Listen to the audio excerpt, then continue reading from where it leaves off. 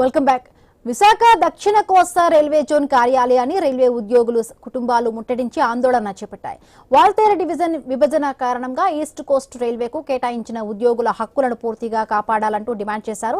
Seniority ఆధారంగానే ఉద్యోగులకు తగిన పోస్టింగులు ఇవ్వాలంటూ కోరారు. ముఖ్యంగా ఎన్నో ఏళ్లుగా ఏజెన్సీ ప్రాంతాల్లో ఇబ్బందులు పడుతూ పనిచేస్తున్న ఉద్యోగులను వెంటనే మెయిన్ లైన్లోకి తీసుకురావాలంటూ నినాదాలు చేశారు.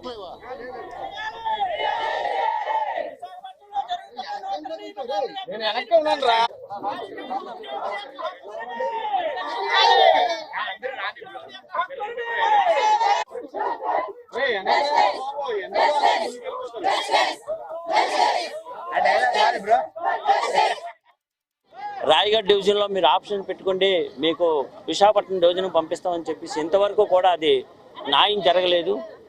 ఏ న్యాయం జరగాలని చెప్పేసి రాయగఢ డివిజన్లో పనిచేస్తుంటే ప్రతి ఒక్కరికి కూడా విశాఖపట్నం డివిజన్లో న్యాయం జరిగేలాగా డిఆర్ఎం గారిని అడుగుతున్నామని చెప్పేసి మేము ఈ డిమాండ్ చేస్తున్నాం.